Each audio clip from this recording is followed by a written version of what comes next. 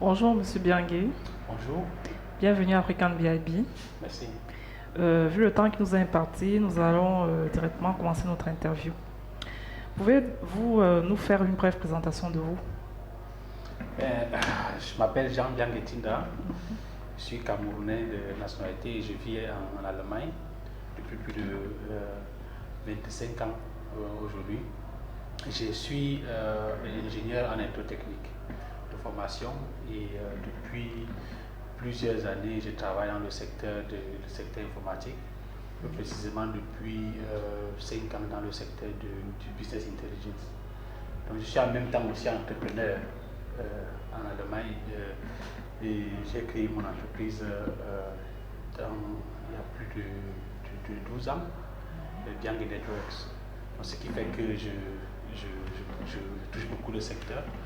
Mais dans le cadre de ma présence ici, je suis membre créateur de la Citizen Service Corps. C'est ce qui m'amène ici au Cameroun actuellement. Ok. Étant donné que vous venez nous parler de la Citizen Service Corps, nous aimerions bien savoir en quoi consiste l'association. La Citizen Service Corps est un projet ambitieux. C'est un projet, une association que nous avons créée en Allemagne avec pour but de rassembler les forces de Camerounais existant dans ce pays, les cadres et tous ceux qui ont de l'expérience et de la connaissance pratique, dans le but de travailler directement dans des projets qui ont un impact direct au niveau du Cameroun. Donc, soit ce sont des projets que nous créons nous-mêmes ou des projets que nous manageons et faisons évoluer en partenariat avec d'autres associations ou bien des entreprises allemandes. Ok. Alors, pourquoi avoir choisi d'être membre de la Citizen Service Corps et quelle entente que vous avez avec vos partenaires? Personnellement, les motivations qui m'ont amené à créer avec les autres la Citizen Service Corps sont des motivations, disons très concrètes pour le développement du Cameroun. Le problème, c'est que nous avons vu pendant plusieurs années en Allemagne des associations naître et ces associations n'ont pas eu d'impact réel sur les populations au Cameroun. Et nous avons donc dit que cette fois-ci, nous allons créer une association, et c'est personnellement la dernière association que j'ai créée au niveau de l'Allemagne, qui doit vraiment, dans son travail, aider les populations au niveau du Cameroun. Et ça a été ma première motivation. Ok. Alors, à cet effet, quelle vision avez-vous du Cameroun en tant qu'ingénieur et ingénieur en sciences électrotechniques? Bon, lorsque je faisais mes études à l'époque en tant qu'ancien boursier de l'État camerounais, l'intention était de rentrer au pays pour aider au développement du Cameroun. Bon, et les circonstances m'ont amené là où je suis, donc je vis en Allemagne, mais je n'ai pas refusé d'avoir un impact au Cameroun. Donc, ce qui est vraiment possible. On peut vivre dans ces pays et aussi travailler avec un grand impact au Cameroun. Ma vision est claire. Ma vision est claire dans ce secteur, et pas seulement pour moi, mais pour tout cadre qui a été formé à l'extérieur. Vous pouvez travailler à l'extérieur et puis appliquer ce que vous avez appris à l'extérieur au Cameroun au même moment. Donc c'est ce que j'essaie de faire. J'ai créé plusieurs projets au niveau des nouvelles technologies qui servent aux Camerounais aujourd'hui chaque jour. Donc ça veut dire que ça fonctionne avec Cameroun par exemple. Ok. En parlant du développement et de la croissance du Cameroun sur le plan de l'émergence à l'horizon 2035, comme le dit si bien notre président de la République, nous aimerions savoir quelles sont les compétences réelles que vous pouvez apporter ici et qui pourraient impacter sur le développement. Bon, je tiens d'abord à préciser qu'on peut avoir des compétences. Donc ça veut dire que beaucoup de Camerounais peuvent avoir des compétences. Ces compétences existent, mais si on ne réussit pas à trouver des voies et moyens pour pouvoir les faire impacter au niveau du Cameroun, ne servent à rien. Donc, les objectifs peuvent être définis, c'est ce que nous avons remarqué. Et ces objectifs sont clairs. Comment amener les Camerounais de la diaspora à amener leurs connaissances ici.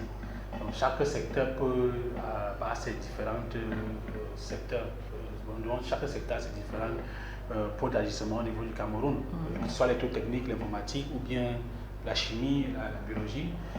Ce qu'il faut, ce qui est important, c'est qu'il faut qu'on mette sur pied toutes les structures nécessaires pour pouvoir amener tout ce savoir-faire qui est à l'extérieur vers le Cameroun de manière qui a un impact direct pour les populations. Et c'est ce qu'on n'a réussi pas encore à faire. Ce n'est pas encore, c'est loin, on est loin d'être là. Et c'est pour ça que nous sommes toujours, moi personnellement, que je suis toujours aussi très souvent au Cameroun, avec le but justement de toujours travailler avec les officiels pour qu'on essaie de mettre sur pied cette plateforme de coopération qui vont permettre à la diaspora d'amener son savoir-faire dans ce pays. Ok, comme ça, je vais vous demander, qu'est-ce qu'un ingénieur électrotechnicien, en électrotechnique? Avec plaisir. Ouais, à un moment où je me formais en Allemagne, je crois que ça existe encore aujourd'hui, un ingénieur électrotechnique, c'est un ingénieur qui a été formé dans le secteur des technologies de l'information et puis des technologies de l'énergie.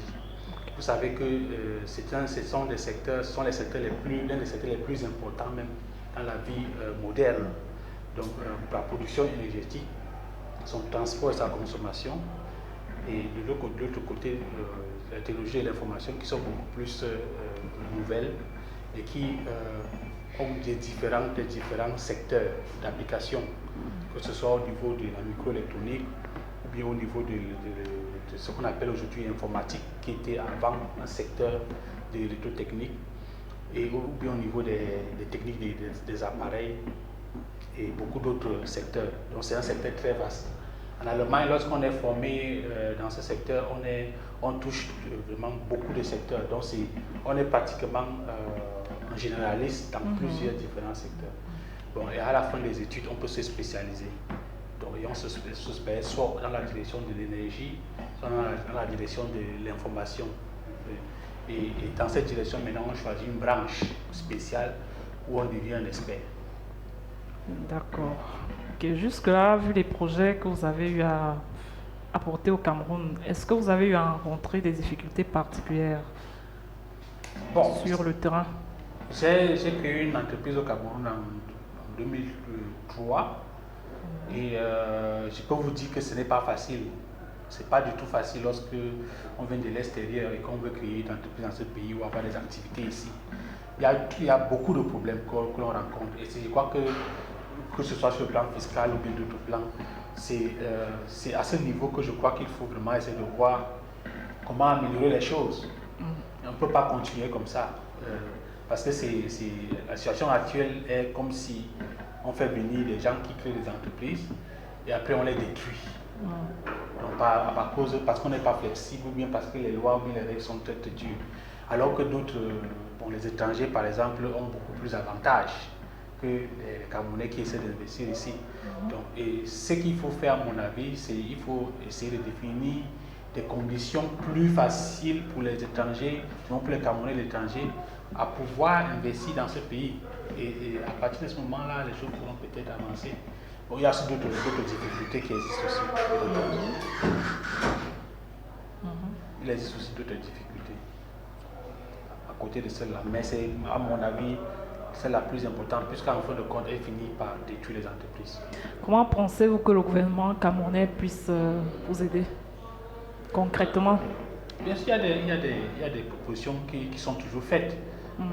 Par exemple, si on permet à toute personne de la diaspora qui veut créer une entreprise au Cameroun d'avoir par exemple une période de peut-être 2 ans ou 3 ans où cette personne ne paye pas de taxes, des impôts, ou alors avoir certaines facilités au niveau du management, ou alors des contacts de communication, ou bien au niveau des réseaux, avoir accès à certaines bases de données pour pouvoir se lancer et trouver des partenaires et tout ça. Ce sont des idées que l'on peut réaliser, qu'on peut transformer rapidement en quelque chose de palpable, qui vont amener beaucoup de Camerounais à investir dans ce pays. On ne demande pas à l'État de mettre des fonds. nécessairement des fonds à la disposition de la diaspora. Ils ne sont pas obligés, la diaspora peut elle-même amener ses propres fonds. Mais il faut qu'on les encadre de telle manière que ces entreprises-là ne se cassent pas à cause des difficultés qui existent sur le marché. C'est ça le gros problème en fait. Ok. Alors, maintenant nous allons un tout petit peu parler de Cameroon Link. Ah oui. Voilà, donc on aimerait savoir un peu ce que représente la structure, ce qu'elle est. Cameroon Link est Cameroon Link Communication Network. C'est une association, une entreprise qui a été créée en 2003, donc aux États-Unis, et avec une filiale au Cameroun qui est enregistrée et reconnue comme entreprise nationale. Cette entreprise a été créée sur la base du portail web cameroonlink.net, bien .com, que j'ai eu à créer, se basant sur ma propre la technologie de mon entreprise Biange Networks, que j'ai créée en Allemagne, avec le but donc, de donner au Cameroun un vrai portail web sur Internet, pas seulement un portail d'information, mais aussi un portail complet avec tous les services à l'intérieur. Et c'est ce que nous avons fait.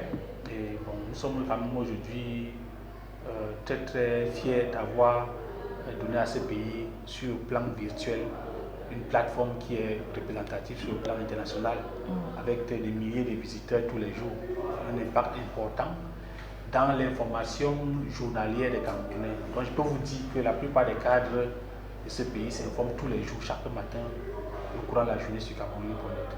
Ok. Alors, pendant votre séjour, vous êtes imprégné un peu de la vision de la compagnie African BIB. Comment et pourquoi est-ce qu'une compagnie comme celle-ci est importante pour vous? African BIB est vraiment la solution qu'il fallait pour une réintégration réussie de la diaspora au Cameroun. Parce que ce que vous faites est, vous êtes une sorte de pont. Vous êtes le pont qui existe entre ces cadres de la diaspora et le milieu des affaires, le milieu social au Cameroun. Parce que ce qui vient de l'extérieur, le plus souvent, manque d'informations. Donc, ils ont besoin d'une information fiable. Ils veulent savoir comment ça fonctionne ici au niveau du Cameroun, comment les affaires fonctionnent au niveau du Cameroun. Et African BIB est une passerelle, est justement la passerelle qu'il faut pour non seulement aussi accompagner ces cadres de la diaspora dans leurs activités au niveau du Cameroun, mais aussi pour permettre de mettre sur pied des cadres ayant un impact direct au niveau de la formation des Camerounais, et permettant ainsi ce qu'on parle toujours, qu'on appelle toujours le transfert de technologie. Oui. Parce qu'à travers le travail de African BIB, les différents canaux se mettent en place et on peut effectivement, à partir de la diaspora, transférer beaucoup de choses sur place au niveau du Cameroun. Ok, donc selon vous, African BIB est nécessaire à la diaspora? Ce n'est pas seulement nécessaire, c'est un instrument incontournable. C'est un instrument incontournable.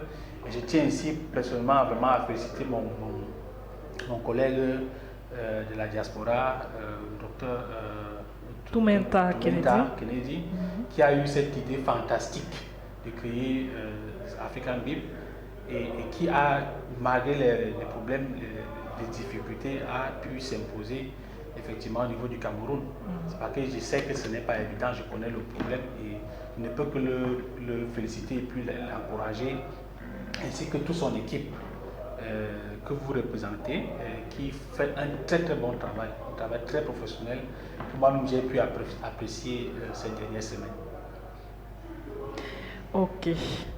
Vous avez rencontré certains responsables de société par l'intermédiation d'African BIB, notamment lors de la formation sur Business Creation and Management, Business Intelligence and Business Ethics. Quelles ont été vos impressions de la formation et pourrait-on savoir quelles sont les décisions que vous avez prises à l'issue de cette formation? Ça vous a donné envie de revenir au Cameroun? Ça vous a donné envie de redonner des formations? D'abord, j'aimerais vraiment dire ici clairement que c'était édifiant. C'était édifiant. Et je crois que ce n'est pas seulement pour moi-même en tant que présenteur, en tant que personne active pendant le forum, mais je crois qu'on pouvait voir clairement que tous les participants étaient très intéressés et qu'ils ont appris beaucoup de choses. Et c'était ça l'objectif du forum. C'était vraiment du concret. Donc que les participants puissent rentrer avec des informations concrètes pour leur centre d'intérêt. Parce que beaucoup avaient des différents centres d'intérêt. Et je crois avec une cote de satisfaction de 97% de tous les participants, nous avons reçu un grand coup. Donc, personnellement, j'ai beaucoup appris aussi de mes collègues qui participaient de manière active. Donc, M. Cyril Vondon, Oui. Dr Toumenta, et qui sont des forces du verbe et puis de la formation. Donc, c'était vraiment édifiant. Et moi, personnellement, j'ai pris des décisions dans ce sens-là. Donc, j'ai découvert beaucoup de choses et j'ai pris des décisions en découvrant que African BIP était justement la passerelle pour la formation et le transfert des technologies, que je vais désormais donc, augmenter la coopération entre mon entreprise Bianchi Networks en Allemagne et la Citizen avec African BIP pour la formation indirecte, la formation virtuelle vers le Cameroun. Donc, nous allons dans le futur travailler beaucoup ensemble. Nous allons former les Camerounais directement dans des secteurs nouveaux à partir de l'Allemagne. Donc, ça a été la première décision que j'ai prise. Et elle va être réalisée. D'accord. Quels conseils pouvez-vous apporter aux jeunes qui souhaitent entreprendre des études en ingénierie à l'extérieur du pays? C'est une très bonne question. La solution optimale aurait été que ces jeunes apprennent ça ici au Cameroun. Apprennent cette technologie, cette matière ici au Cameroun. Et je crois que c'est l'objectif que nous devons d'abord tous avoir. C'est-à-dire que nos enfants ne soient pas obligés d'aller à l'extérieur d'abord pour aller apprendre des technologies et qu'ils puissent les apprendre ici sur place. Donc ça, je crois que c'est un objectif que l'État doit avoir à long terme et travailler dur pour ça. Et pour atteindre cet objectif, il peut le faire ensemble avec ceux qui sont à la diaspora, qui peuvent donc amener les expériences qu'ils ont à l'extérieur directement au pays et travailler ensemble pour mettre les structures et les programmes nécessaires pour ça. Bon, ceci dit, je dirais à un jeune qui veut aller se former à l'extérieur de bien se préparer. Je dirais qu'ils doivent bien se préparer parce que pour quitter le Cameroun, c'est pas facile de nos jours. À cause des difficultés, nous les connaissons tous au niveau des ambassades. Donc les ambassades sont très très rigoureuses et exigent des jeunes Camerounais qu'ils présentent les notes nécessaires dans les matières qu'ils veulent aller étudier à l'extérieur. Donc ce que je conseille d'abord à ces jeunes, c'est sur le long terme, parce que moi je l'ai fait, sur le long terme de s'assurer à l'école d'avoir des bonnes notes. Parce que ces notes vont jouer un rôle important dans la décision si on va leur donner un visa d'études ou pas. Et le plus souvent, ça fonctionne. Si les notes sont bonnes, ils reçoivent aussi des visas d'études à l'étranger. Bon, en ce qui concerne la matière qu'ils veulent étudier, les opportunités sont immenses une fois qu'on est là-bas. Mais je conseille qu'il faut se focuser sur les matières où on a reconnu son potentiel. Donc si on a le potentiel en physique, essayer de s'orienter dans les études allant dans cette direction-là. Parce que là où on a le potentiel, on a peut-être un talent. Et là, ça permet de s'éclore beaucoup plus rapidement et de finir ses études avec succès. Ok.